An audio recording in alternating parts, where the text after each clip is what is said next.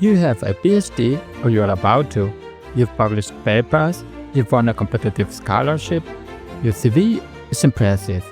You feel at the top of your academic game until you face the Ausländerbehörde website for a 20-page PDF called Guide for the Anmeldung in a German that looks like programming code. Suddenly, you know Dr. Perez' expert in nanotechnology. You're number 347 on the waiting list. Welcome to the first and most humbling lesson of German academia. Welcome to Spiegelblick. I am Moises Medrano.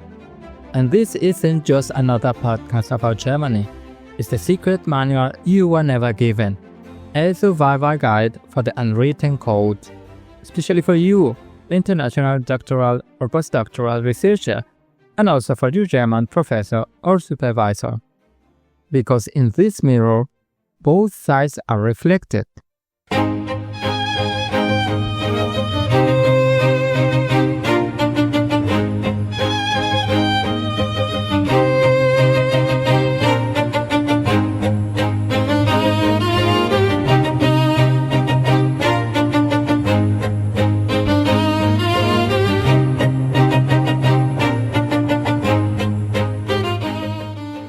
Today we are going to decipher the arrival. And let's start with an uncomfortable truth. Help exists.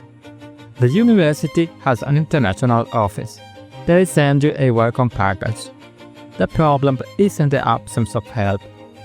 It's that accessing it feels like solving a quantum physics problem after only 3 hours of sleep. It's the usability gap. It's as if they gave you the instructions for an IKEA furniture, but written in an ancient dialect and without the drawings. Exactly, Moises. Your brain right now is under a brutal cognitive overload. Studies on acclimatization stress show that the mind, faced with a new cultural environment, works like a computer with too many tabs open. New language, new environment, new high-pressure job. Searching for information in a system you don't know, with procedures you don't understand, consumes mental energy that it steals from your research. It's not that the system wants to be hostile. It's that it operates on an enlightened self-service principle. You, as a competent adult, are expected to take the first step, but without giving you the complete map. And this is where I stop and think. Wait, what about my supervisor in all this? Because the first major internal conflict arises. Should I ask my professor about the rental contract? I don't want to bother him with trivialities. He's a brilliant scientist, not my personal assistant. Besides, that's what the international office is for, right? And the professor, for his part, often thinks that's what the international office is for. They are the logistic experts. My role is to guide the science. And so the researcher is left in a limbo, where everyone assumes that someone else is helping. It's a perceived responsibility vacuum. DAAD reports are very clear about this.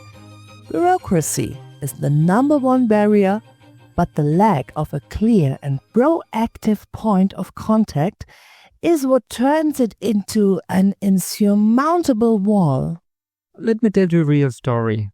A brilliant Indian astrophysicist arrived at a renowned institute in Munich. Her supervisor, a very busy German professor, told her, "Welcome, your office is over there. The server is ready." And she thought, perfect, he understands that science is what matters. But then she spent 2 weeks traveling along with the apartment hunt, the registration, the bank account. She felt invisible and exhausted. Until, in a casual shot in the hallway, her supervisor offhandedly said, "Oh, by the way, the form for the exemption from the blocked bank account isn't from the bank. It's from Mr. Weber in accounting. Ask her for it directly. It is faster." That was the crucial piece of information. The unwritten code here was, efficient help is often hidden in personal shortcuts and internal knowledge, not in generic manuals. It's as if the welcome package gives you the general coordinates of the city, but your supervisor can give you the QR code to skip the line. Bureaucracy survival? Check. But now comes the second Mario code, the social one.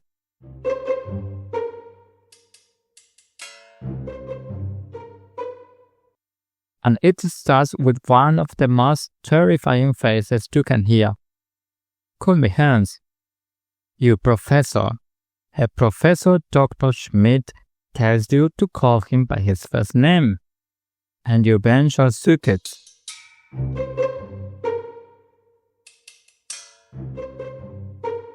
Is it a test? Do I show respect for his hierarchy or accept his apparent flatness? This is the code of conditional inclusion. In Germany, the offer of du, the informal you from a superior, is a significant gesture of inclusion into the inner circle of trust. But, and this is crucial, the offer must always come from the top down.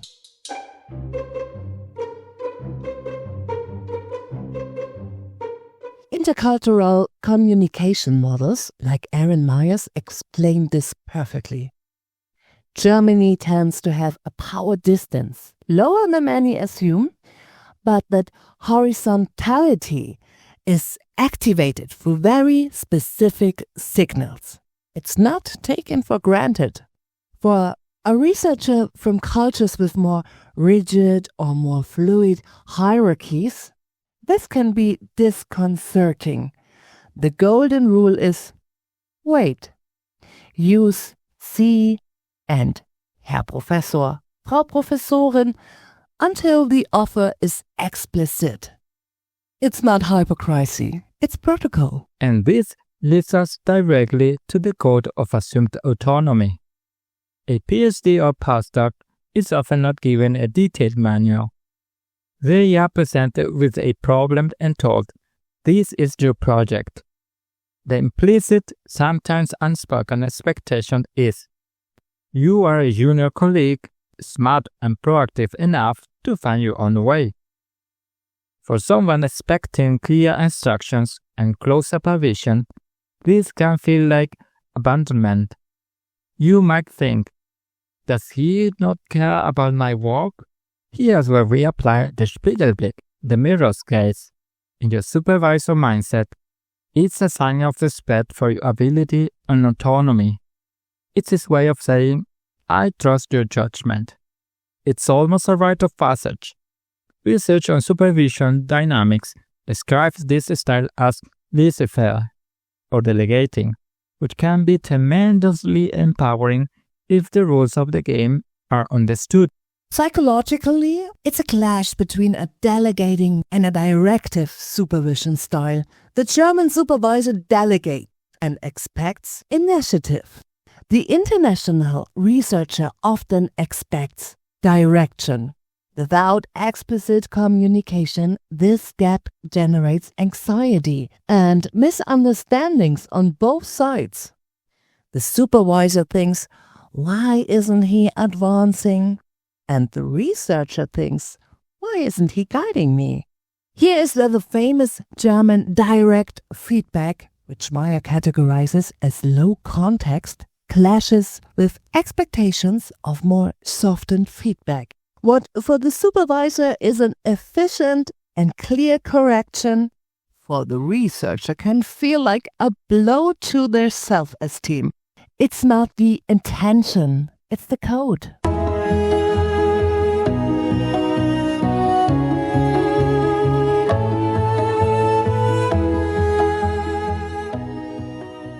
Alright, we've diagnosed the problems and deciphered the codes. Now, the concrete solutions. Let's split it in two. What you can do, researcher, and what you can do, professor. Here are 3 key tips for each. For the doctoral or postdoctoral researcher. Number 1. Find your cultural translator. Your mission is not to read all the PDFs.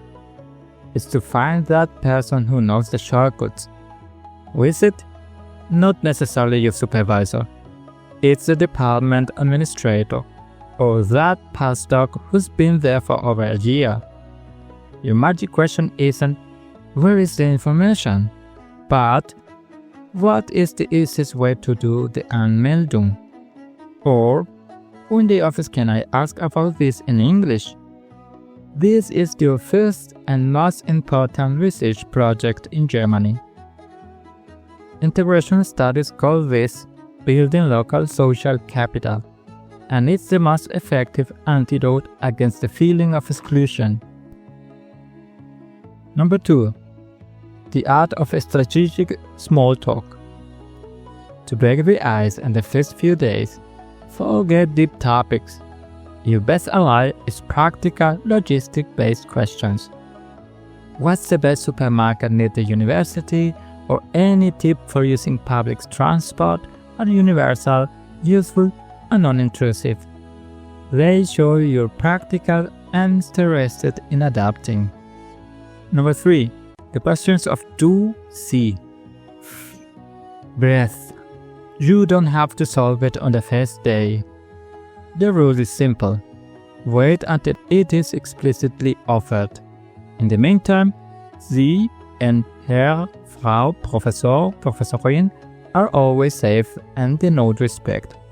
Observe how others in the group interact. And for the German professor and supervisor, first, be a connector, not just a scientific guide. Don't assume the international office is enough.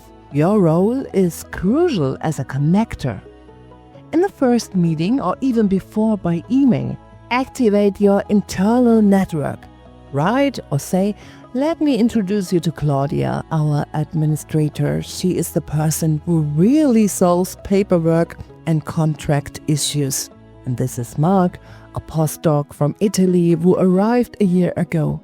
He can give you the best practical advice. This simple gesture channels your new researcher to the real sources of help, immediately and without stress. This isn't micromanagement, it's effective onboarding. Data from the European Commission shows that this kind of practice significantly increases the retention of international talent. Second, clear, low-pressure invitation. For the first social contact, make a group, concrete, low-pressure invitation. Something like this Friday at 4 p.m. there's a Kaffeepause in the common room. We'd like you to join us to get to know you. It's a clear signal of inclusion that doesn't force one-on-one interaction immediately, but opens the door. Kaffeepause isn't just for coffee, it's for the codes. Third, make the implicit explicit. Remember that assumed autonomy can be confusing. Instead of just saying, this is your project, add a phrase that sets the tone. I have confidence that you will find your way, but please, come to me with questions when you feel stuck. My door is open. This, in supervision theory, is called defining the autonomy framework, and it reduces the researcher's anxiety without undermining their independence. This completely redefines the dynamic, transforming delegation into guided collaboration. The first impression in Germany isn't about knowing everything, but about knowing how to learn the rules of the game. It's not an exam you pass or fail, it's an adaptation process. Spiegelblick is that tool to make that process less lonely and more successful for everyone. In our next episode, we will delve into the code of the first day in the lab or office.